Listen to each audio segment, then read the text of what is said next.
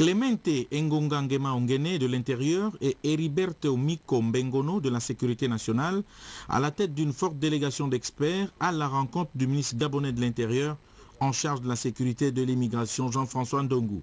La présence à ses côtés de plusieurs collaborateurs, dont le directeur général de l'administration du territoire et les officiers généraux de la police de l'immigration et de la documentation, laissaient déjà présager de la question à aborder au cours de cette audience. On a parlé des relations entre la République de Guinée équatoriale et la République de Gabon en ce qui concerne la sécurité du Gabon, c'est la sécurité de la Guinée équatoriale et vice-versa, la sécurité de Guinée équatoriale, c'est aussi la sécurité de Gabon. Pour ça, nous devons travailler ensemble. Il y aura beaucoup de gens qui vont venir pour voir les matchs ici, il y aura beaucoup de gens qui vont aller à la Guinée équatoriale pour voir les matchs. La sécurité et l'immigration pour une convergence de points de vue entre les deux pays engagés main dans la main pour abriter la Coupe d'Afrique des Nations de football 2012 et la Guinée équatoriale qui doit accueillir aussi le sommet de l'Union africaine cette année. Au-delà de la CAN et du sommet de l'Union africaine, Clemente Ngonga Nguema Ongene et Jean-François Ndongo ont évoqué la question des frontières. On a parlé des relations entre la République de Guinée équatoriale et la République de Gabon en ce qui concerne les frontières communes que nous avons. Nous devons travailler ensemble. Les experts des deux délégations, auxquels s'adjoindront ceux des ministères de la Défense nationale et des Affaires étrangères, abordent les questions techniques qui seront soumises aux membres du gouvernement avant leur validation par les deux chefs d'État. Voilà tout donc pour la sécurité et l'immigration clandestine en co-organisation de la CAN 2012 entre la Guinée équatoriale et le Gabon. Vous vous souvenez, en novembre 2010, qu'un séminaire avait été organisé à l'endroit des secrétaires généraux des ministères et d'institutions. Eh bien, le rapport des travaux vient d'être rendu au Premier ministre chef du gouvernement, Paul Biya. Il s'agit donc de réfléchir sur le cadre et l'exercice actuel du rôle des secrétaires généraux, Rodrigue Tessamwanda et Christian Maïnda. Après la réflexion menée sur la fonction de secrétaire général, le rôle et les responsabilités des secrétaires généraux et leur positionnement par rapport aux responsables ministériels, l'heure est au rapport. Et l'enjeu de ce séminaire, tout à fait justifié.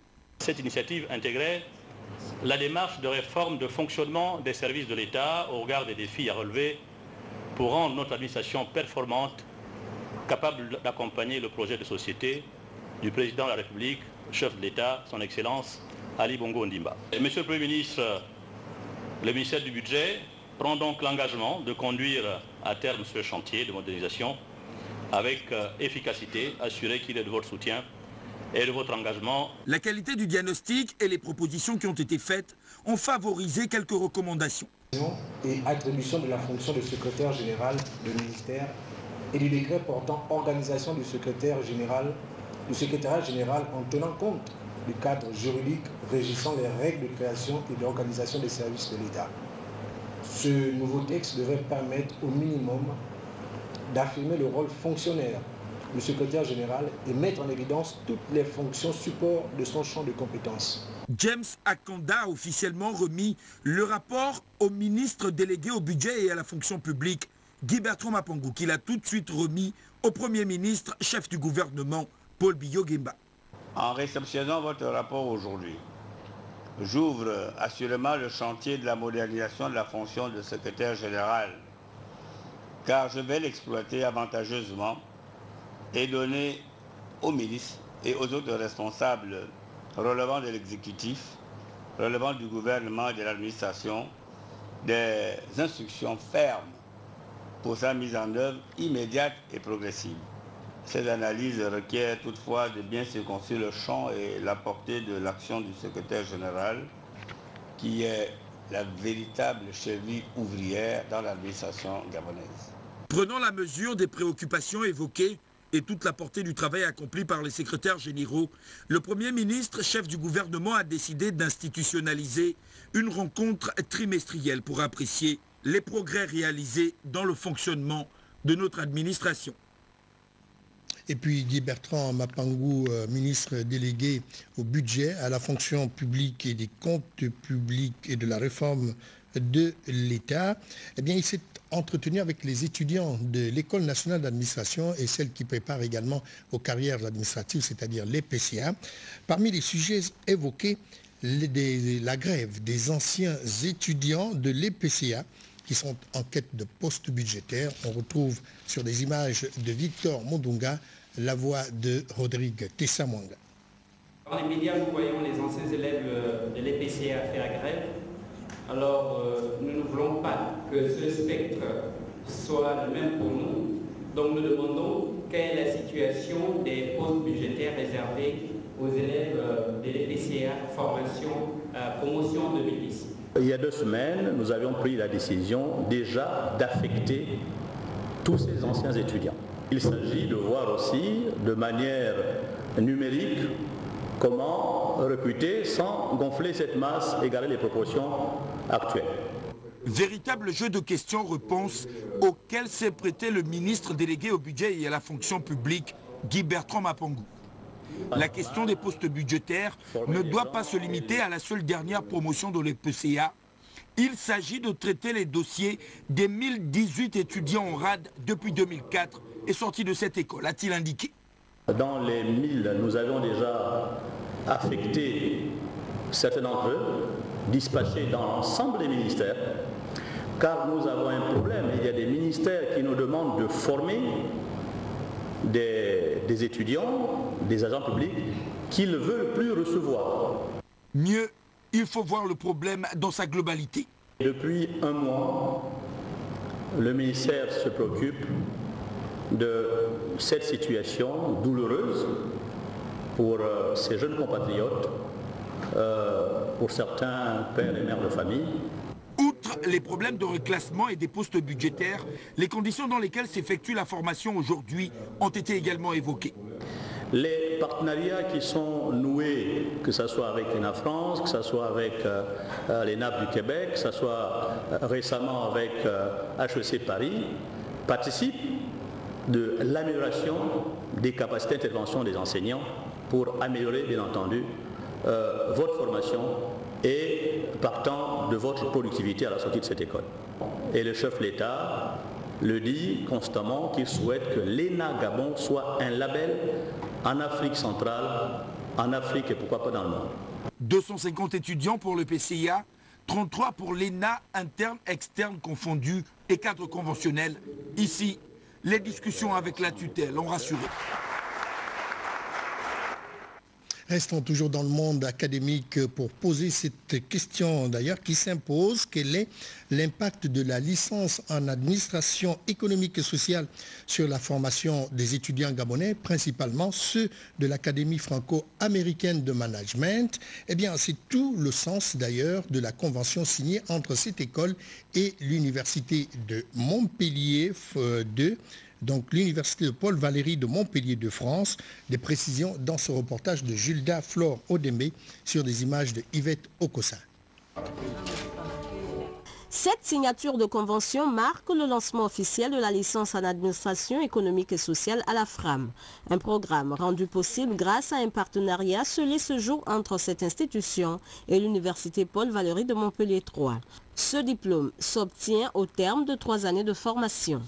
Il s'agit pour nous de donner aux étudiants qui nous rejoignent les mêmes chances ou les meilleures chances de réussite au sein de notre université, en leur proposant des formations qui sont délocalisées, c'est-à-dire en leur proposant de se former dans leur pays, selon les modèles et selon les schémas, et dans les mêmes circonstances, les mêmes conditions de formation, de contenu, d'épreuves qu'ils pourraient recevoir à Montpellier. Cette noble ambition s'inscrit dans la droite ligne des plus hautes autorités qui font de l'éducation et la formation une priorité. Présents à cette cérémonie, les représentants de l'ambassade de France n'ont pas manqué d'encourager les responsables de cette institution à poursuivre dans cette même lancée.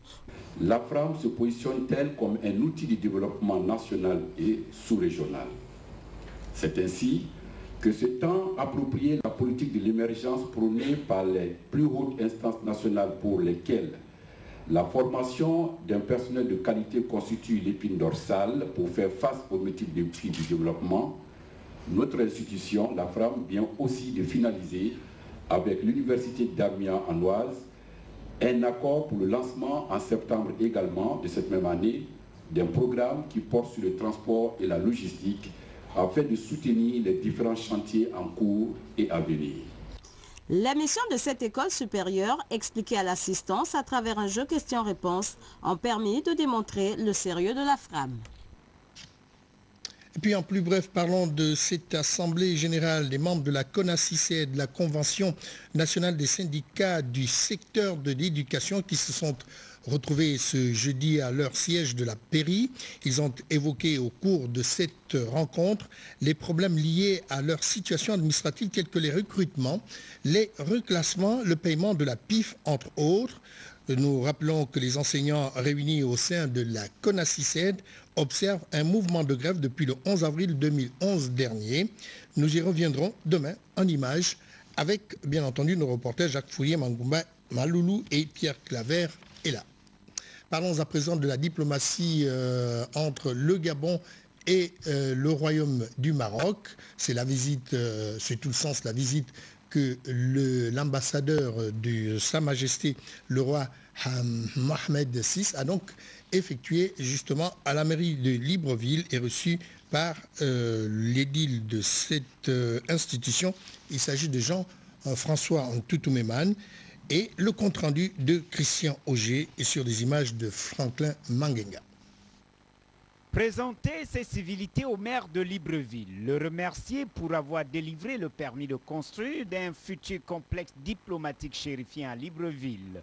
C'est le contenu de l'entretien que l'édile de Libreville, Jean-François Ntoutou-Mémane, a accordé à Ali Bodji, ambassadeur de Sa Majesté le roi du Maroc au Gabon. Le diplomate a présenté au maire les architectes de ce projet et remis l'esquisse du futur complexe diplomatique. Une maquette bien appréciée par l'édile de Libreville et en phase avec son objectif, transformer qualitativement la physionomie de la capitale gabonaise.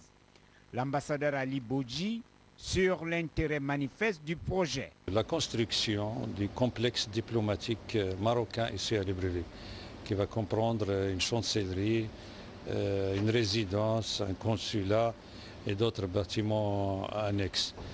Le Maroc et les autorités marocaines, Sa Majesté le roi, Mohamed VI, ont décidé de construire ce complexe qui soit digne d'abord du Maroc, de son histoire, de sa civilisation, de sa culture, et qu'il soit aussi digne et à la hauteur de la qualité exceptionnelle des relations qu'il lie Sa Majesté à son frère, le Hajj Ali Bongo Ondimba, président de la République gabonaise. Ça va être une œuvre grandiose, comme il a dit Monsieur le maire. Il nous a fait part de ses sentiments de fierté, de joie et de satisfaction. Il a même parlé que ce sera une œuvre qui va marquer, imprimer de sa marque la ville de Libreville. Un projet digne de la nature des relations étroites et séculaires qui existent entre le Royaume du Maroc et la République gabonaise. Le 1er mai, c'était en début de